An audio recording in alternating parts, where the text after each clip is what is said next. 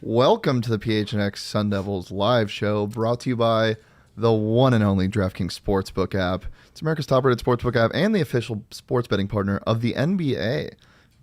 New customers who bet just $1 on either team to score in an NBA game can win $100 in free bets when a team scores. You score with the DraftKings Sportsbook app using that promo code PHNX. I'm joined as always by Brittany Boyer on this beautiful Monday. We're talking basketball. We are. It's such a nice change of pace. We have been doing so much football, but finally starting to get a chance to implement some of these other sports. I was out at swim over the weekend, got to take in some of that, so we'll have a story coming up soon on our site. Also, we'll have a women's basketball story coming up soon, but yeah, some other stuff finally taking place besides football to talk about. And you know what else is exciting? What? First of all, I know how good I look in general. Yes. But look how good I look in this shirt, man. Yes, the shirts are awesome. Go get this at the PHNX locker right now. It's beautiful. I love it. It came in today, right before I came into the studio. I was so excited. I had to go run over to my little mailbox and grab it. I can just picture you doing that. Yeah, running over. Yeah, no, I'm stoked. If ASU football is spoiled food, ASU basketball is some nice mouthwash or gum. I need this in my life, injected into my veins. This team has so much firepower, ASU men's basketball does. I'm just so excited to get started in talking about something else rather than ASU football. Oh, thanks. Our GM just called me cute. I don't know what to do with that. Just say thank you and smile. Cute, right? Not us, right? Just me. Thanks all. So let's get right into it. Let's dive into the world of Sun Devil basketball. There has been so much change since the last time that fans really got to see Sun Devil basketball play in Desert Financial Arena. The last home game was March 7th, 2020 against Washington State. Last home game with fans. With fans, I should say. Last home game with fans. The last time anyone got a chance to actually see ASU basketball play, because they never even got to play after this when they went to the Pac-12 tournament. They had the first round bye, and so they were off the day when everyone actually played. So 612 days since fans have truly had a chance to see men's basketball play. And you know what? It's actually been even longer for the ladies. It's been 618 days or I should say tomorrow it will be when they officially tip off. But yeah, a long time. So we have put together a little bit of a Sparknotes guide to give you a breakdown of what to expect for both teams, because there are so many new faces and, kind of hard to figure out what to expect, especially after last year. But last year's kind of a mulligan year, in my opinion. You can't count last year. It's just sad to even think about last year. It reminds me a lot of this football team. So much talent on the roster, so many unfortunate things going on, so much noise behind the program. This year can prove that Bobby Hurley isn't the problem, that this team, despite so many new faces, in that St. Catharines scrimmage, they had so many team assists for a team that hadn't been together playing basketball really ever before then. Yeah. So it's going to be, that just speaks to the type of team Bobby Hurley puts together, a really close, tight-knit group. We've seen these guys kind of gelling already. I'm just so excited to get started. Yeah, well, before we get into showing you guys the highlight video from Moonlit Madness, I'm sorry, I keep getting it confused because they changed the name and my brain doesn't like change. Moonlit Madness, and from their scrimmage against St. Catharines, let's talk a little bit about what we did see, though, overall. And in practice, too, there's much better communication overall from this team. You can see it. They're able to talk. They're able to get things going. I mentioned it before. DJ Horn is definitely the spark plug for this team offensively. He was able to get things going. So keep an eye on him in tomorrow's home opener. What else did we talk about? There was a couple of different Speaking things. of spark plugs, there are so many spark plugs. There are. As I mentioned, this team has so much offensive firepower. And to back that, here are some stats. Last year, Marion Jackson at Toledo, we mentioned this last week, 18 points a game, leading his team in scoring. Just MAC Player of the Year. Absolute stud, a shorter guy, 6'1", I believe. I'm so excited to see him play. Pair that with Heath who averaged 13 points a game last Jay year Heath looked at Boston good. College. Yeah, Jay Heath looked really good at the scrimmage.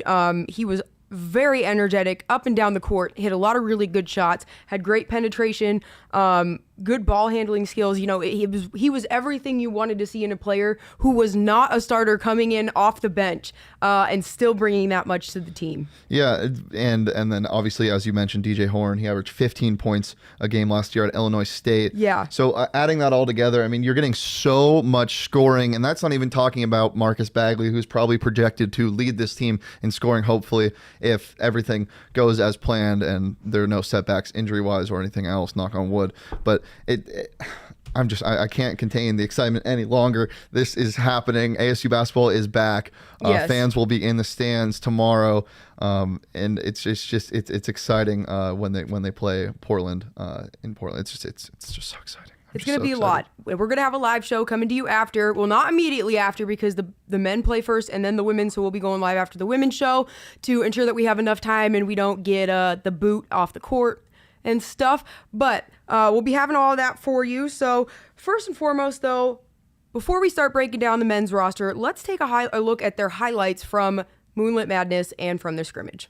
Big brother, speak to little brother, never Felice. There we go. Jumpin', them boys.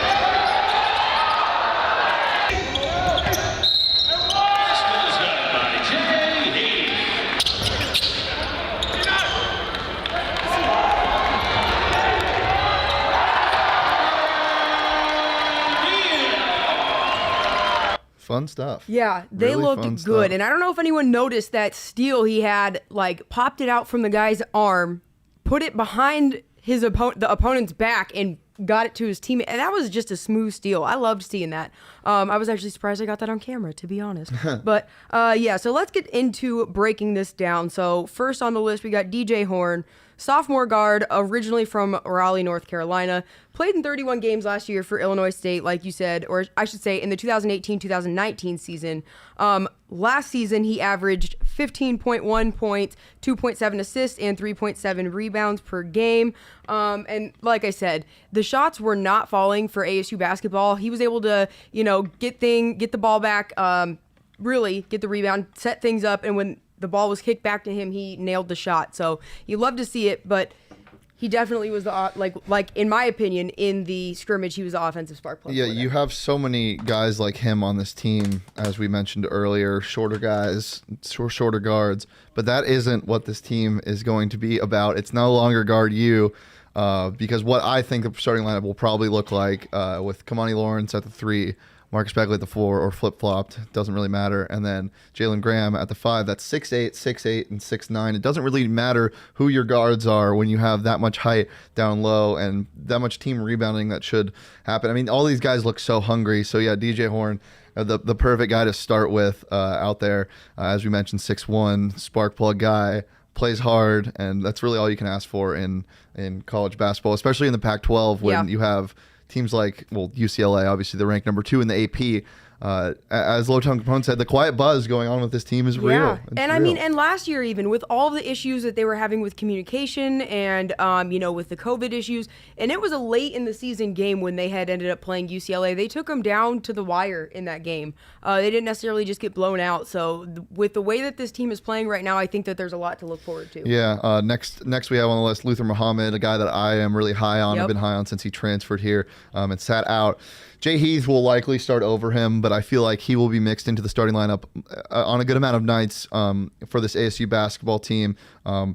Obviously, he's a transfer from Ohio State, really good defensive guy, a facilitator too. Surprisingly, in that scrimmage, I think he had 5 or 6 assists. I actually have to make a comment real quick Yeah. because I don't think a lot of people know this. So I did do some work for News 12 New Jersey the summer that he was going into, or it was summer 2017, but I did cover him. He was one of the top recruits that year. He played for Hudson Catholic. That was a powerhouse program. There's always a lot of buzz with them. So, sat out last year because of a shoulder injury, didn't get to play, but so much to look forward to, especially, I've heard of him from years past, but now to have him play here, it's weird how worlds collide. Worlds collide. The biggest thing with him is how much energy he brings, and we were going to say that with a lot of these players on this team, but I think the most important thing to note is that he started 28 games for Ohio State in 2019-2020, meaning that even without being an offensive producer, he stays on the court. He had 30 steals in 28 games. I mean, if you can get a steal a game in the Pac-12, that's a huge thing to add, especially the way this team's going to feed off energy a lot like ASU football has. It's exciting that a guy like Luther Muhammad stuck it out and stayed during all of this and didn't put his name into the transfer portal like a lot of people have. So I'm really excited to see him play. Also averaged just under 3 rebounds per game too. So, he's versatile in terms of making sure he helps his team out on the court, even if he's not getting buckets. Yeah. And another thing to note is leadership. This team, a lot of what people think is going to be lacking is leadership. I mean, this team hasn't played together much. They don't have many returning players. They're young in some parts, and the older players are transfers. So a guy like Luther Muhammad, who's been around the program, even though he hasn't played much or at all for the program, he's been in practice and seen what the vision is that Hurley has. So he's going to help a lot, being a vocal leader on and off the court for this ASU basketball team. We'll go into the next one with Jalen Graham. Obviously, we know him. We're familiar with what he is all about. Started last year. I give up. I was looking for my water. I'm sorry. One of the few returning players, a junior, Arizona native.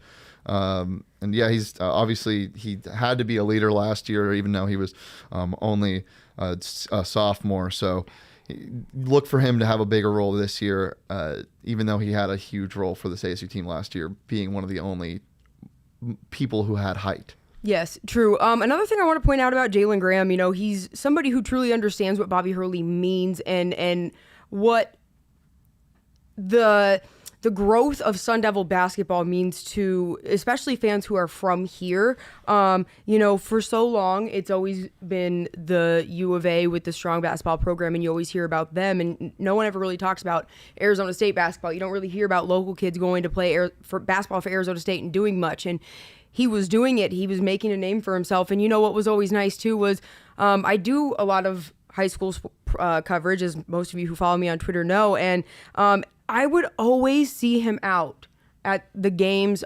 supporting other younger players that he knew. And I just think it's a great quality to have, as in someone who's still connected to the community and the youth and just shows their face and wants to be around. I think that says a lot about somebody because you don't have to go spend your time there supporting those who are younger than you, but he chooses to do that. And I think it's big. Yeah, not a huge difference on the stat sheet because a lot of the scoring came from the guard position last year.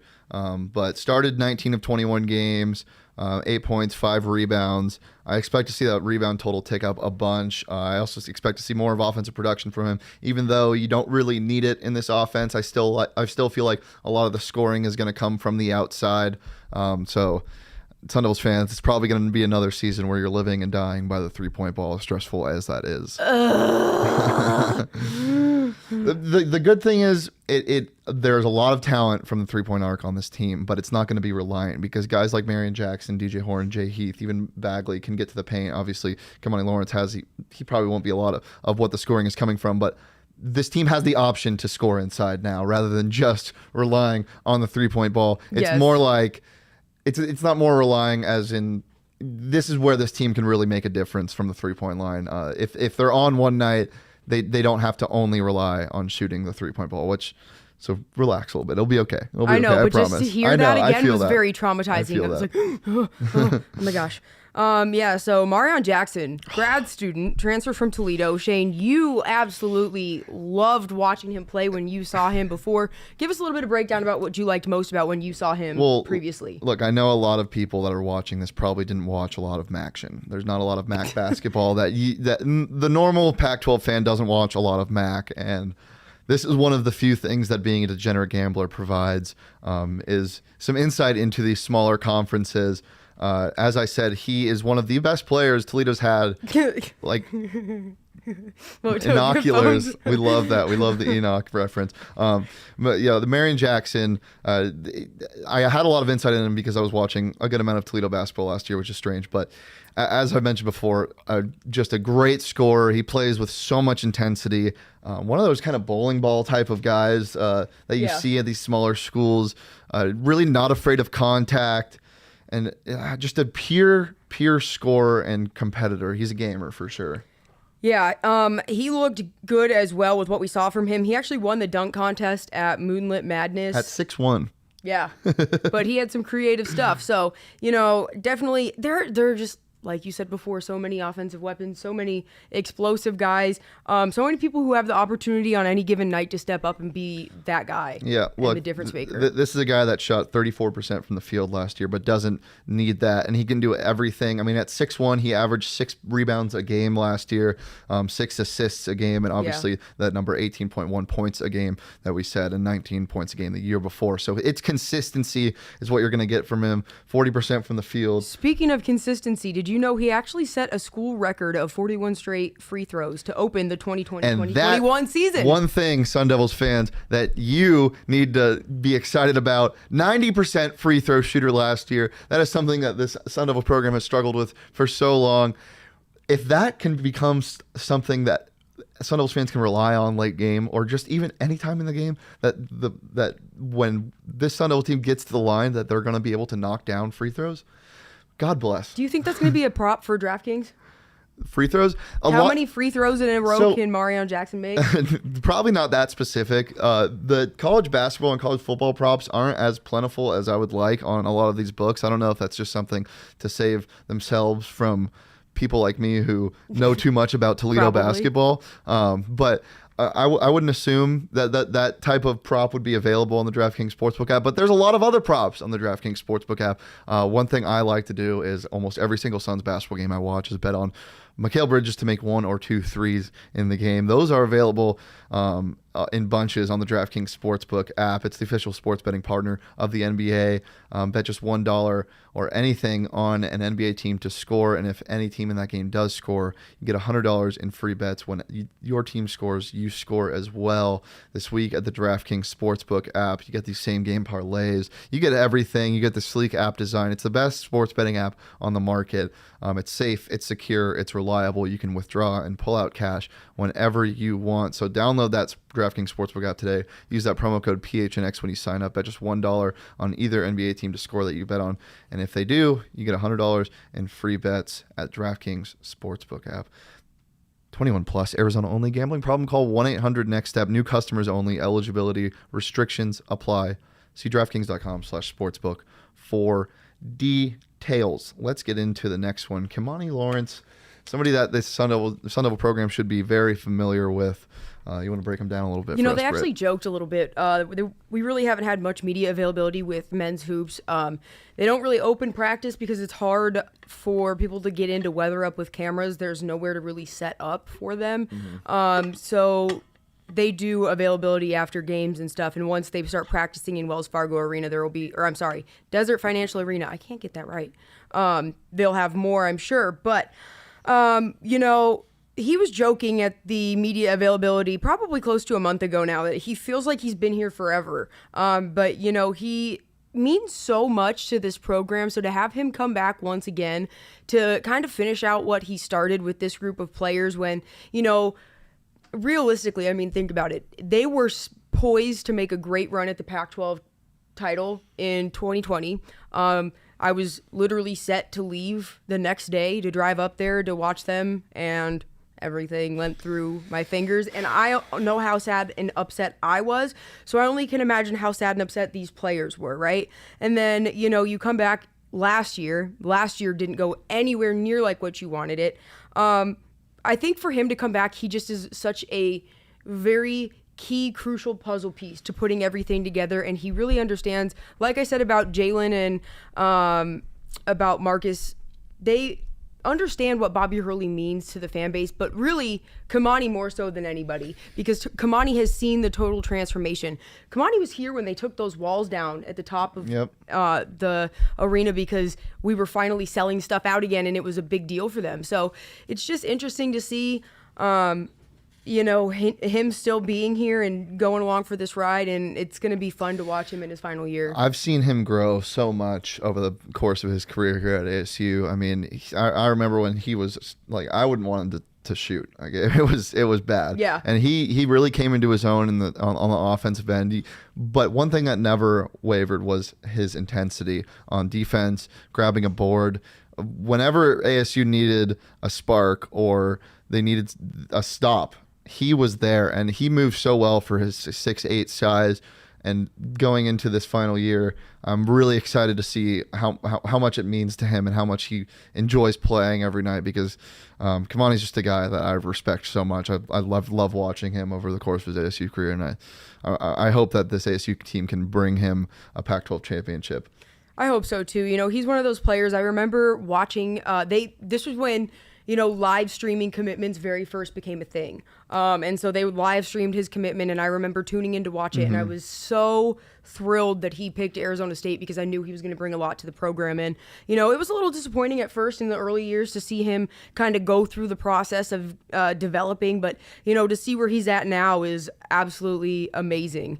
So yeah, he's just such a great dude. Next guy, Jay Heath, we talked about him a little bit. I expect him to start tomorrow. I think he's going to start at that 2 spot. I think he'll do great. To be honest, he, like I said, looked good. He looked great off the bench, actually. He's just he's a pure scorer, 14 points a game last year at Boston College. And that's the thing. He has college experience. It's not like he's, somebody who played somewhere else, quote unquote, was like a bench warmer, didn't really get any he's not one of those big name transfers from a school like Duke who didn't play much. He's a guy that played 33 and a half minutes per game as a sophomore at Boston College. I mean, it doesn't matter where you're playing in D1, especially in the ACC. If you're averaging 33 and a half minutes, man, that's work. You put in work. It is. He set a freshman record at Boston College with 65 made three-pointers in 2019-2020. So again, Britt, you got a shooter on your hands, and you do. It's exciting. We saw him shine at the exhibition. If you were there, he looked great. Just expect him to really. I think in games where the energy is down, he's somebody that you can pull off the bench, put in, and he will help turn the team around in terms of the vibe on the court and what you're getting from him. So, and something encouraging too is his freshman year shot 42% from the field, 37% from three, but only 55% from the free throw line. Last year he upped that to 78% from the free throw line. So he cares, and as a freshman he also averaged 33 minutes a game, which is. I mean, he's a gamer. He knows how to. He's been there before. Faced the best of the best, obviously in the ACC. So. His last game was actually against Duke, so he knows what top level talent plays like, and it's exciting to see. I'm really excited to see him have a big impact on this ASU team. Well, after that, Justin Rochlin, true freshman, welcome to college, bud. We saw you make your debut at the exhibition, and you also hit quite a few really nice shots. We had one of them in the highlight video. He looked pretty good. He was a 3-star prospect who had offers from programs like Washington, Oregon State, TCU, Florida, ultimately picked Arizona State. I really think he's going to have a wonderful opportunity to develop more this season and not be forced into playing with the group of guys that he has. And I think he has a really good group of guys to learn from, too. So I'm excited. I think he'll get playing time, but I think it's not going to be where he's forced into having to pick up some slack or somebody's injured, so he's got to go in, and now it's all on him, So yeah, he's a guy that probably won't get much run in the year, but still. But he's only a true freshman, so it's not a big deal. Speaking of true freshmen, Lil Bob, Bobby Hurley, the third technically, but we're gonna call him Lil Bob. Walk on. did get some time at Moonlit Madness and the Expedition. He took his dad's jersey out at Moonlit Madness, Yeah, that was pretty so that was fun. Good personality, good guy. Another guy probably won't get a lot of run. But... No, but you know what? At the exhibition, he was out there, man, just saucing everybody up, just like his daddy with those assists, man. I think if he does get a chance to play, it's going to be probably earlier in the season in the games where Arizona State's up by a lot, and they can put those lower level guys in to rest the starters. So I'm excited. I think he'll be somebody that is exciting for the team in his own way, just by the energy he brings into the locker room and into practice every day. Yeah, for sure. Also, Micah Bruno or Burno. I don't know. I can't pronounce Burno. Anyways. Spelled Burno. Yeah, I know, but I always think I'm dyslexic, and then I have to look at it a second time to make sure my eyes didn't play a trick on me. Anyways, he's a junior. I'm not really sure of a bunch of background information about him. I know he played at Chaparral High School here in Arizona. I know my old calculus teacher from Moon Valley actually is the basketball coach there now. That's all I know. I didn't really get a chance to see him play, but he is a junior, so there's not a whole lot of information about him. Nothing about where he played before, or if he just decided to try out and walk on the team this year and got a spot. But, I just know he's a hometown kid, so it is definitely worth knowing his name at least. Yep, Chaparral, my high school's rival, actually, so might have a problem with that. Sorry. All right, next one. This is a big one. Quite literally a big one. Enoch Blockway, true freshman, massive dudes. I bet Jalen Graham gets a start over him tomorrow, pending anything shaking up. But I mean, 4-star recruit, absolute massive frame. Yeah, he reminds me a lot of Lou Dort. What did he look like in person? Huge.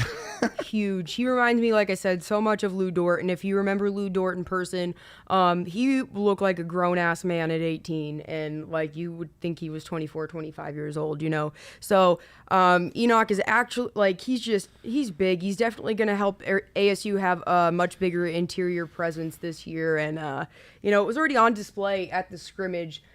I just think it's going to be nice to have two true bigs, and yep. He's really going to help contribute in that aspect. And, he's been compared to DeAndre Ayton. I don't know if you've heard of it, any of those comparisons. Yeah, at all, it's a lot with his ceiling, his upside. He's 6'10", really long guy.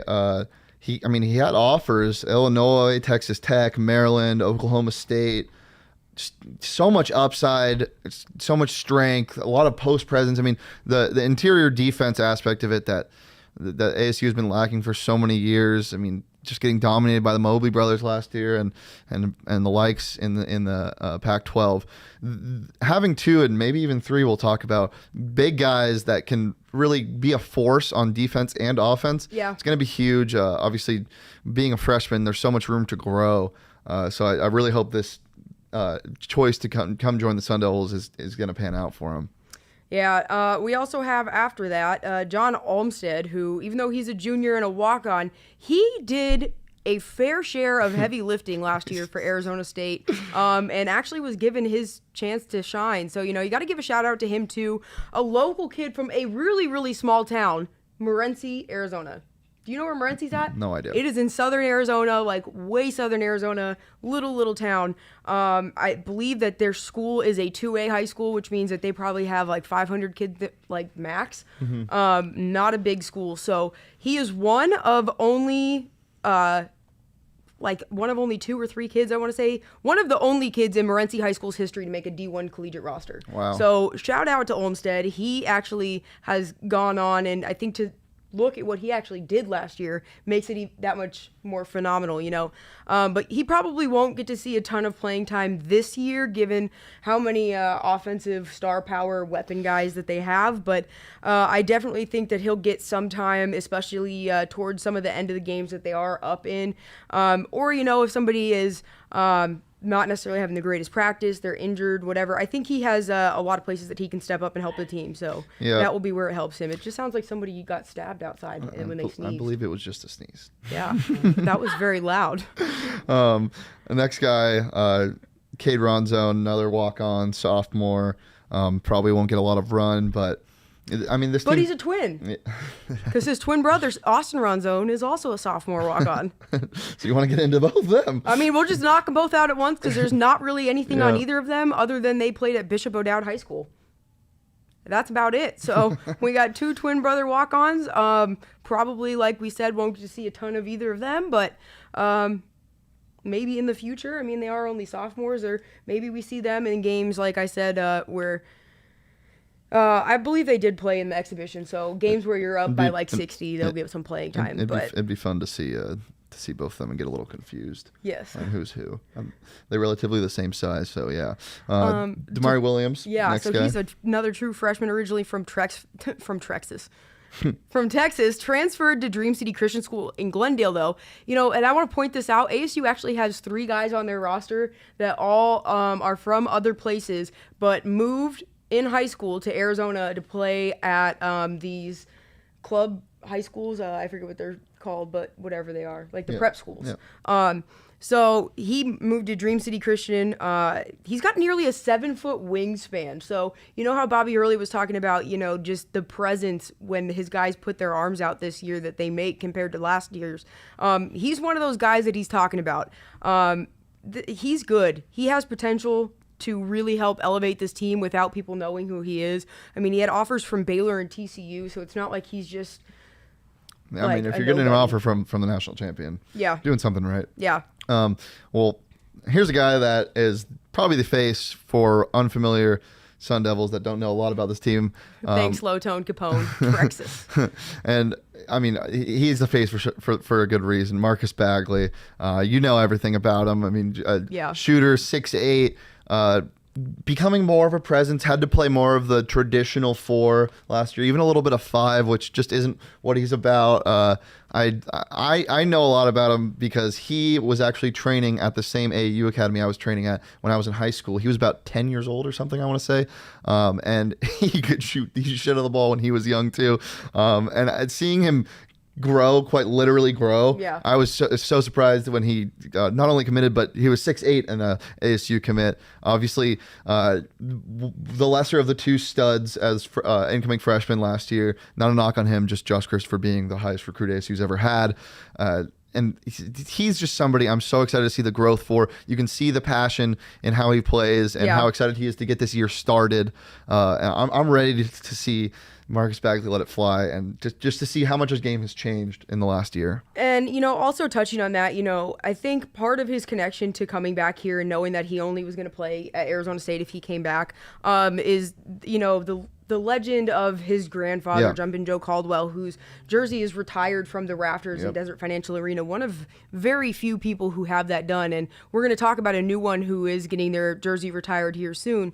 But, he has the opportunity to walk in his grandfather's footsteps and truly be one of those legacy players for Arizona State University. And I think that means a lot to him. But also, speaking of his grandfather, shout out to him because he was actually inducted into the Arizona Sports Hall of Fame on November 1st this year. So last Monday. So, Marcus has a huge opportunity in front of him. Yeah, even aside from that, I mean, he's going to be asked a lot for this year.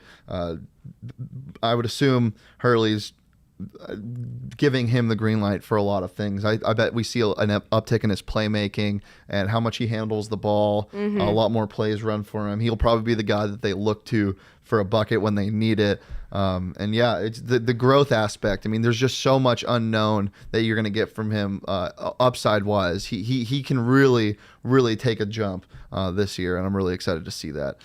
So now going into our next one, another freshman, Jeff Grace, who's on the roster. Opportunity to quietly kind of help in the background and grow. Just another one of those guys. But let's get to a guy who I'm high on also, Alonzo Gaffney. Yes, Gaffney looked great both at Moonlit Madness and at the exhibition as well. So, another guy that you really want to see. And he's got size. He's very athletic. I really enjoyed watching him play. He's one of those guys that started at a big school, Ohio State, transferred, went the JUCO route, and now found his way on this ASU basketball roster. Last year, he averaged 8.5 points a game, 5 rebounds, 1 assist, 1 block. So another presence inside, 6'9" forward. Got the year of D1 experience, obviously, as we talked about, from Ohio State. He'll look to kind of find his footing again at the D1 level this year, and he's probably grateful for the opportunity, and I'm stoked to have him here. Another freshman that you should actually be on the lookout for that I think is going to take a lot of people. This is my dark horse, man. Will Felton. He's a freshman, also from Raleigh, North Carolina. Was previously said to be one of the dark horses in the recruiting class for Bobby Hurley. He's 6'8", 240 pounds, and has a 6'11" wingspan. Man, talk about being able to just, dominate the court and presence when you're trying to, look down it. Yeah, I mean, he's got a 6'11" wingspan, spent that year at Hargrave Military Academy, shot 74% from the field while posting 15.6 points and 8.1 rebounds a game. The fact that this Sun Devils team could have 3 rotational big men, maybe even 4 with Gaffney, for a presence inside is such a change from last year. It's going to be really refreshing to watch. It really is. Another person to look at, Chase Courtney. He's a sophomore. He played 2 seasons previously at San Jose State. Another local kid, graduated from Pinnacle High School, played 3 seasons of varsity ball. He averaged 14.1 points per game and 9 rebounds. As a senior, shooting 50% from the floor and 80% from the free throw line. So he's another person, doesn't have a ton of collegiate experience, but if you needed to put him in a squeeze, I think he has at least a little bit of knowledge of what to expect. Yeah, speaking of local kids, Jordan Williams, freshman, originally from LA, moved to, as you said, another guy that moved to Arizona to play at prep school. This was AZ Compass Prep. Just a lot of these names, and then last guy, another prep school kid, Jemiah Neal. Went to Hillcrest in Phoenix. Everybody knows about Hillcrest. I mean, really highly touted program for a prep school. Moved from Ohio. Not a lot of experience, but he's got a lot of experience playing against high-level recruits. So. Yes, and you know what else you really like to see is that right after Arizona State offered, he committed to them. He is somebody who really, truly wanted to play for ASU, and I think that is a good look because I think you're not as likely to enter the transfer portal, and you're also not as likely to be somebody who's a one and done. Yeah, like Lozone Capone said, lots of untapped potential on the bench, setting yourselves up for success when a lot of these last-year guys are gone. We'd be remiss if we didn't just touch on it. I know he's gone. Remy Martin, Kansas, plays tomorrow. Are we excited? Are we tuning in? Are we watching it? I could care less, honestly. You couldn't care less. I couldn't care less. Well, I could care less because I care a little bit, but I don't care enough to watch. I care because I kind of want to talk and be like, yeah, punk. I didn't really like you very much when you were at ASU. Sometimes you drive me absolutely insane. I have a lot of my friends, a lot of people I've talked to that are ASU basketball fans. I'm not the biggest fan of Remy Martin. Lots of talent. They just didn't like his sporadic ability. The thing about that, I understand some of the shots he took were wild, but you also have to think about what he was asked to do. There was just not a lot of offense that was coming from other positions. I mean, you'd have Alonzo Virginites where he'd go crazy. Yeah. But other than that, when he was here at ASU, he really did. This is a guy that willed the ASU team to beat Kansas, the number 1 team in the nation. Twice. Now he's twice. And but that's the type of that's why I think. Pump the brakes a little bit on hating on the guy. I wish the best for him. I'm excited to see the impact he can bring to Kansas as a spark plug. It's presumably one specific, when he gets in this one specific type of mentality where he keeps driving into the bucket, right? So he gets in the paint and goes up for a free throw, or not a free throw, sorry, a layup, and then instead, as he's in the air, he kicks it back out to the 3, and then they go and shoot another 3 and miss it. And it will be after they've missed 18 out of the last 23s that they've put up. And I'm like, can you please stop? Yeah, I agree with Lowtone. Too hot and cold, but we'll take the great memories. It's exactly how you should take it. Take it like that, ASU fans. I'm excited to see what he does. I'm also excited to watch GCU a little bit. They've got some of former players. Hey, we got a game against GCU coming up. Maybe we'll have to do some sort of ticket giveaway for our fans. Yeah, we'll see. Well, speaking of giveaways. Well, we are going to do a giveaway. We'll announce the full details at the end of the show, but we're going to be giving away one of these wonderful Give 'em Hell Devils Look at my shirts. Head. And Shane's head. Yeah. I'm giving away your head. Not my head. I'm going to put it on a stick. I'm going to cut it off and put it on a stick. Oh, that's terrifying. Okay, before we get into the woman, let's talk a little bit about Go PHNX. Beautiful merchandise at the PHNX locker. Beautiful content all over the site. Beautiful deals going on if you're a member. If you want to become a member, you can get your first month for just 50 cents. Or you can commit long-term, baby.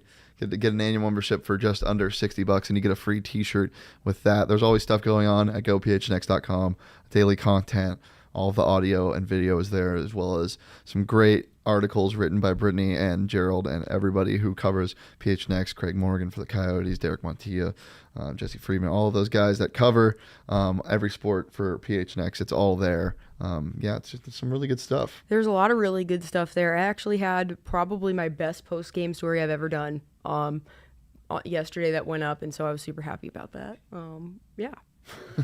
That's all. A little pat on the back for yourself. It just made me feel really good given the fact that I stayed up all night and then proofread it with Craig at like 7 a.m. Yeah. Lou Dort did play a massive role against Kansas, Jacob. And Lou Dort is killing it in the NBA. And I will be the first to admit I didn't like a lot of what he was doing at ASU. And I didn't think he'd be that much of an impact. But my God, I love him so much now.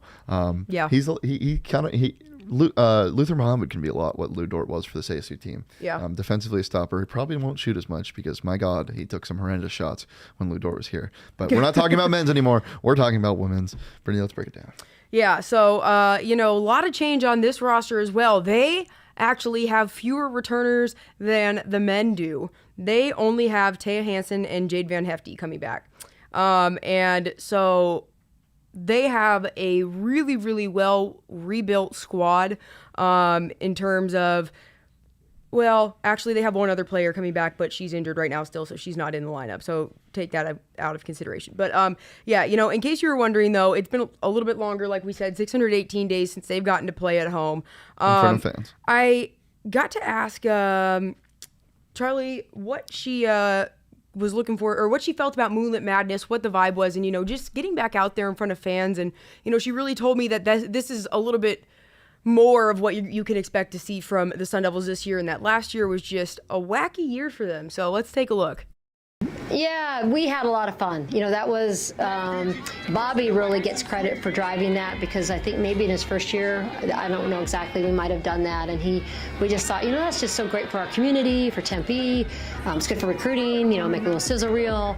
So, I thought we represented well. I mean, I thought both teams did, and I thought they had fun with it, and it was just fun to have. Yeah, I mean, obviously it's not really an event where you can pack a ton of people in, but, you just felt our Sun Devil Nation a little bit around the court, and I appreciated our ASU leadership, getting behind that, and Adidas really sponsored it well. Hence I don't know what those Globetrotter funky uniforms were, but I thought that was a good glimpse of our improved offense. You saw how well we shot the ball, and clearly, I don't even want to reference last year, but we were bad. We were not, we just weren't a very good offensive team last year, and we are much improved, and hopefully that kind of got highlighted at Moonlit. Turner Thorne, not a big fan of the Globetrotter uniforms. I enjoyed them. I think she was just a little not a fan of the shorts. They were a little bit funky. I liked them. But, so she truly felt like that was a better experience, or a better, showing of what to expect this year from Arizona State. But it was really just kind of a shooting contest. They haven't necessarily had any open scrimmages. They've had some closed scrimmages. But here is from the ladies what you can expect to see from their team this year after I went to their practice on Wednesday of last week. Well, we got a lot more offensive threats, so people are going to have to play us, and it's going to be really hard to guard us. And, I mean, we have a lot of shooters now, a lot of people that can create, get to the rim. Our post players are great as well. So, I mean, it's just they're going to have to guard everybody. They're not just going to have to worry about a couple people, and I think that's really going to be the hardest thing for the teams that play us. I have a strong scoring mindset. Obviously, we're going to be playing both ends of the court, but I'm aggressive on offense. I look to get to the rim, and I have great shooters that are spotting up for me when the defense collapsed. So I think it's going to be fun to just try to get to the rim, open some other things up for this team, because we have great shooters, and I think we just needed some, penetration to kind of open up those spots on the floor for each other. Our team is so versatile. So like I box out, Mael goes and gets it. Caitlin Levin's boxing out, so I'm like, oh, I gotta go get it. So like we work off each other, and then it just like we don't have like a specific inbounder or someone running the floor. Like anyone can be in that position and just makes our team better. You know, we've grown a lot since last year. We've put a ton of work in over the summer and have recruited some pretty awesome players that I'm very excited to play with, and it's been awesome just working with them this summer. But yeah, we're putting last year kind of behind us, taking what we need to, and just bringing what Sun Devils do best is we work hard and we just bring it every game. We're relentless, and offense is going to come. We've had some close scrimmages. I'm not sure if I'm supposed to say this, but we've killed these teams, and our offense looks pretty darn good. So Taya is one of the two faces you're going to remember, her and Jade Van Hefty. You know, Jade was definitely somebody who did a lot of cleanup action in the paint for ASU, but we're going to talk about Taya Hansen first. She's a senior, so good. all Pac-12 honorable mention and all Pac-12 defense in 2021. You know, she's definitely the team's active career leader in 3 points with 111. Tied the program's single game record for 3-pointers against Cal last year. So 7 of them. You know, she's part of the Canadian national team. She's just done so much, and she looked really great for ASU at Moonlit Madness. You know, something I want to touch on with Taya Hansen is for her, it's so much bigger than just the sport of basketball itself. It's about giving back and being able to inspire the younger members of the community. And I actually know some younger girls who I saw at a basketball tournament one time that I was covering for high school. They were little. They were, I want to say, like 9 and 7 when I saw them. But they had some freaking handles, right? And I'm like, yo, let me do a video with you. And so I did a video with them, and I started talking to them, and they told me that they're really huge fans of ASU basketball. And so then I eventually started seeing them around at ASU basketball, and Taya Hansen let them sign her shoes. And then she signed their shoes. And the kids were literally so ecstatic about it. Like, they loved it so much. So I had to ask Taya about it when I finally got a chance to sit down and talk to her. So here's what she had to say about that. You know, I missed that so much last year. I mean, the fans bring so much energy and passion to the game, and honestly, like, I don't play basketball for me. I play it to inspire the next generation, and not being able to have fans at the games last year was really difficult. So I'm just floored to have girls that I can play for and just encourage and be there at the end of the games to encourage them and just tell them that they can accomplish their dreams if they put the work in. And that shoe signing thing is coming back. I'm getting a whole lot of signatures on these shoes. I love it. I just love how happy the sport makes her. Yes. And she's a stud. She's so good. Led ASU last year in points, threes, steals, free throw percentage. She does everything, and just so much passion. You know It's who else great. is really good is Jaden Simmons. And, you know, Charlie mentioned at the press conference, too, how she was snubbed from the Pac-12 all-freshman team last year. And, you know, she doesn't know if Jaden is offended by that, but she is. So she was upset about that. She has a chip on her shoulder about that. You know, Simmons averaged 10.8 points per game. She was the first ASU freshman to average double figures in scoring since Jill No in 2003. Yeah, and I was just about to say, she's only a sophomore this year. There's so much room for her to grow. She's going to be a big part of this ASU team for years to come. I'm really excited to see her play again. And Gabriela Vasquez is also on here. She's a senior, transferred to ASU in spring of 2020. Charlie touched on her in the press conference when they were asked who is the most improved. And she said she had to shout out Gabriela Vasquez. Now, she said she went back to Texas over the summer, worked her butt off, came back 15 pounds more of muscle, improved shooting ability. You know, she has previous college playing experience too, which is going to come in handy. So really keep an eye out for Gabriela Vasquez. You know, I watched her at practice when they had open practice, and she definitely was working incredibly hard too at just improving her free throw. She's 15 pounds of muscle. 15. It's so crazy. She is a very dedicated athlete. And I think that there's a lot of girls on this team. They're very much getting back to this old sense of the Charlie Turner Thorne roster and mindset that they used to have. And it's a very different vibe from some of these teams that we've seen in years past with them. It's nice to see this because they are very disciplined, very self-motivated, happy leaders who just have a bigger purpose than just what they're doing right now. Azionna Basalo. Azionna Basalo. She transferred from San Jose State back in April. We saw her at Moonlit Madness as well. She was just nailing them from behind the arc. She looked great. I think she's going to absolutely just help ASU women's basketball immensely this year, especially in terms of opening things up. So, she's little, she's shifty. She's 81% from behind the line. So Spark plug from the bench. Yeah. Sixth. What is it? Wouldn't it be sixth man? They'd be sixth woman of the year. Yeah, I guess. Love that. She was the Becky Hammond Mid-Major Player of the Year semifinalist. Was named to the All Mountain West team. So definitely another player that you're going to want to look out for sure. And Sydney Erikstrup, she's a sophomore, played in 18 games last year, but this truly is going to be her chance to develop. Now, Shane, I know you weren't out at practice at all or didn't get a chance to be out at Moonlit Madness because you've been stuck here doing stuff instead, which is unfortunate because... Oh, I love it. I don't have Stockholm Syndrome at all. I like being here. Yeah, I know, right? I get to see all the exciting stuff. But she's another player, just so happy, so smiley. Another person who just has the possibility to put him down from behind the arc and really shock some people, but she also can penetrate well. She's able to set things up, especially when the defense collapses. She's able to bail some of her teammates out. So it'll be interesting to see how ASU uses her this year. Mael Giles, I've been super high on her. Yeah, grad student, Montreal born, played last year for Rutgers, or undergrad for Rutgers. Last season, she had 8 points a game, 4 rebounds as a senior, and helping them with their highest seed they've ever had. And then to get tournament, so experience is what she brings. What do you like most about her? She is tall. And she is very aggressive. She's able to box out well. She hits a lot of really good shots. She's able to drive and penetrate in the paint well, especially against other men that were on the scout team that they had in there playing that day.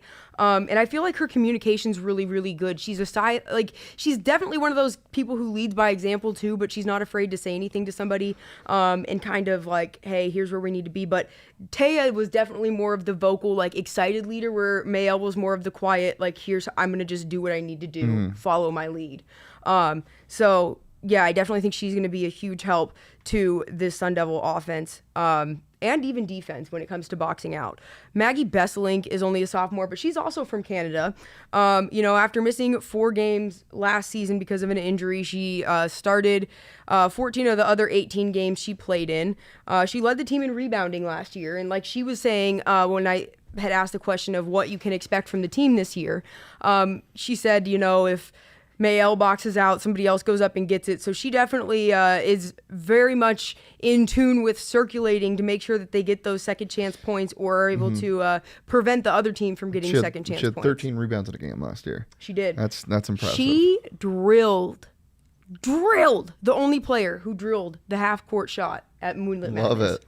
I'm excited to see her play. Caitlin Levings, next person up, sophomore, started all 22 games.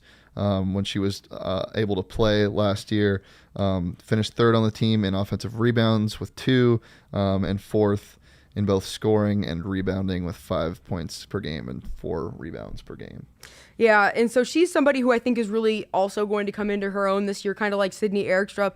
A lot of this team is young. They have a lot of youth, but Charlie mentioned how much the experience that they got last year is going to help them this year because they played through what could quite possibly be the hardest year to get through a full season, issues with communication, and they were young then. So to not really know each other and kind of be forced into that situation was a lot. So I think that she's going to be one of those players that also steps up this year and kind of sees herself develop a little bit more and learns more of what her identity is. But somebody who's going to have a huge impact that Charlie touched on is Jade Lavelle. And, she's a transfer from Boise State. She has family down here. She's originally from Scottsdale before she had moved to Seattle with her mom. So she's very excited because she's the daughter of 8-year NFL veteran running back Derek Lavelle, who played for the Seattle Seahawks, San Francisco 49ers, and the Denver Broncos.